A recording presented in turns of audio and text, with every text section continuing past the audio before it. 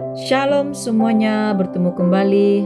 Tahukah saudaraku bahwa mendengar kesaksian rohani itu sangat penting untuk menyelamatkan jiwa dan roh kita dan menentukan di mana kita berada di alam kekekalan. Shalom, salam hormat, salam penuh cinta kasih buat rohnya Bapa Surgawi yang berdiam di dalam Bapa Eman Lahagu, Sang Pemegang Waktu. Salam hormat, salam penuh cinta kasih kami buat Roh Alfa dan Omega, Tuhan Yesus Kristus yang telah datang ke atas muka bumi ini, datang kedua kalinya untuk menghakimi dunia ini. Dia berada di dalam wadahnya, Saudara Aditya Nugrahanto. Salam hormat, salam penuh cinta kasih kami buat mempelai ilahi Bunda Fe Hamdani, Roh Kudus, Roh kebenaran. Dialah Malaikat Mary, Malaikat Kitab Wahyu, Sang Ratu Adil, yang sedang menghakimi dunia ini bersama Bapa, Anak, dan Roh Kudus, ketiga pribadi yang esa, bersama dengan para malaikatnya yang gagah perkasa, telah turun mendiami tubuh wadah casing anak manusia yang rendah hati, bersama dengan orang-orang kudusnya, para mempelai, para nabi, para rasul di keempat penjuru bumi. Haleluya, praise the Lord. Tuhan memberkati kita semua dimanapun kita berada.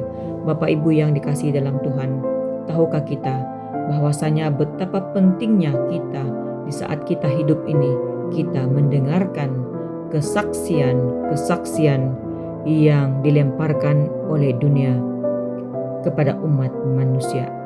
Kesaksian seperti apakah yang harus kita dengarkan? Firman Tuhan yang terdapat di dalam Lukas babnya yang ke-16 ayatnya yang ke-29 saya bacakan. Tetapi kata Abraham, ada pada mereka kesaksian Musa dan para nabi. Baiklah mereka mendengarkan kesaksian itu. Jawab orang itu, tidak Bapa Abraham, tetapi jika ada seorang yang datang dari antara orang mati kepada mereka, mereka akan bertobat.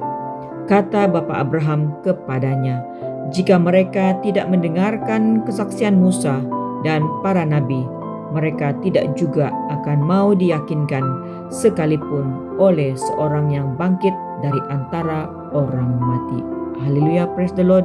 Terpuji-pujilah nama Tuhan Yesus Kristus, di mana doa orang kaya ini yang mati, ketika hidupnya dia begitu mewah, berpakaian indah, setiap hari ia bersukaria, sementara ia mengabaikan orang miskin yang ada di pintu rumahnya, tidak dipedulikannya. Malahan orang miskin itu yang bernama Lazarus mengemis, mengenyangkan perutnya hanya daripada yang makanan-makanan yang jatuh di meja orang kaya ini. Ketika keduanya mati, ternyata orang kaya ini dibawa ke jurang maut, manakala orang miskin itu dibawa oleh para malaikat Tuhan. Oleh para malaikatnya bertemu dengan Bapak Abraham, di mana Bapak Abraham adalah Bapak orang beriman. Ternyata orang miskin ini yang bernama Lazarus adalah seorang yang beriman. Haleluya. Dan ketika orang kaya ini melihat keberadaan Lazarus yang dikenalnya di muka bumi ini sebagai orang yang miskin, ia meminta belas kasihan daripada Bapak Abraham, menyuruh si Lazarus itu untuk mencelupkan jarinya di air untuk memberikan kelegaan kepada orang kaya ini yang sekarat, yang sangat menderita di jurang maut itu. Namun oleh karena itu kita melihat bagaimana permintaan rayuan si orang kaya ini untuk menyuruh ada di antara orang, dikatakan bahwa kirimkanlah seorang yang daripada antara orang mati itu untuk memperingati sungguh-sungguh agar saudaranya, 5 saudaranya yang masih ada di rumah bapaknya itu.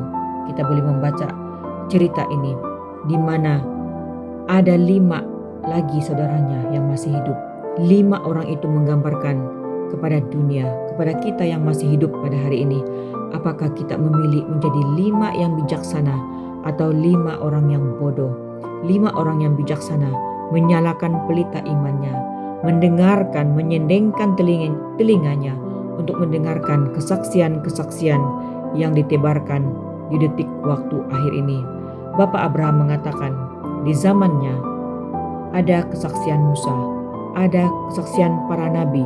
Ketika kedatangan Tuhan Yesus Kristus, dialah yang menggenapi doa si orang kaya ini, di mana seorang yang bangkit dari antara orang mati tidak lain tidak bukan adalah sosok pribadi Tuhan Yesus Kristus, di mana ia telah datang ke dalam dunia ini lebih 2000 tahun yang lalu menyamar sebagai anak tukang kayu. Dia mengajar, banyak sekali pengajarannya, banyak sekali perumpamaannya, banyak sekali mujizat yang dibuat oleh Yesus. Bahkan dia berjalan di atas air, dia menghidupkan orang mati, dia mati di salib, dia mengajar proses jalan salib, proses sangkal diri, dan mati di atas kayu salib menebus umat manusia. Dia mengalahkan maut, pada hari yang ketiga ia bangkit, ia naik ke surga, bahkan pada saat detik ini ia turun kembali menyelamatkan umat manusia. Pada waktu zaman Yesus berlakulah kesaksian-kesaksian yang dahsyat yang dibawakan oleh ke-12 muridnya yang menjadi 12 orang rasul. Maka gemparlah dunia, terhasillah kitab perjanjian baru. Barang siapa menolak kesaksian-kesaksian para rasul pada waktu itu, tidak akan melihat kerajaan Tuhan, yaitu mereka memberitakan Tuhan Yesus Kristus yang mati di salib menebus dosa umat manusia. Dan Tuhan mengajarkan perkara-perkara baru yang pada waktu itu, termasuk perjamuan kudus, perjanjian darah anak domba Allah, dengan memakan roti dan darah melambangkan kita menerima tubuh dan darah Yesus untuk keselamatan jiwa kita. Demikian di detik waktu akhir ini Bapak Ibu, ia sekali lagi telah turun ke atas muka bumi ini dalam wadah inkarnasinya Saudara Aditya Nugrahanto. Bagaimana ia menghakimi dunia ini, bagaimana ia begitu cintanya kepada umat manusia yang berdosa, sekalipun 95% umat manusia telah menerima tanda binatang itu. Bapa di surga memerintahkan putranya yang tunggal turun sekali lagi dalam wadah inkarnasinya. Bahkan Bapa di surga sendiri turun bersama dengan anaknya untuk mendirikan kerajaan 1000 tahun. Bukan hanya mau mendirikan kerajaan 1000 tahun, tetapi menyelamatkan 95% seluruh penduduk dunia ini, memberitahu kepada seluruh umat manusia bahwasanya ia sudah ada. Ia mau menetralkan darah umat manusia yang telah dicemarkan oleh cairan Lucifera itu. Lihatlah kedatangannya dalam wadah inkarnasinya penuh dengan cahaya kemuliaan, karena dia adalah sang sumber cahaya itu sendiri. Dia ingin memerintah, mendirikan kerajaan cahayanya, kerajaan 1000 tahun damai. Lihatlah mempelai ilahi Bunda Pihamdani, Roh Kudus, Roh kebenaran, dipenuhi dengan cahaya kemuliaannya. Dengarkanlah kesaksian daripada pribadi Saudara Bapak Iman Lahagu, Saudara Aditya Nugrahanto, dan juga mempelai ilahi Bunda Pihamdani bersama dengan para malaikatnya, para saksi surganya yang sedang berkuar-kuar bersaksi di zaman akhir ini, memberitakan kedatangannya, iya dan amin, sudah dapat dibuktikan.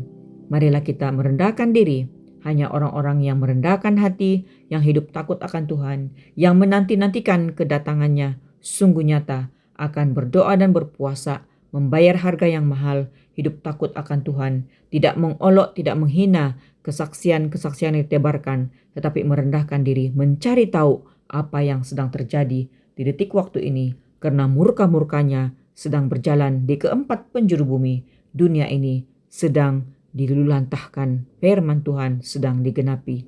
Haleluya, praise the Lord. Dalam nama Tuhan Yesus Kristus, diberkatilah semua yang mendengarkan kesaksian anak-anak Tuhan di detik waktu akhir ini. Shalom, shalom, shalom Elohim. Amin.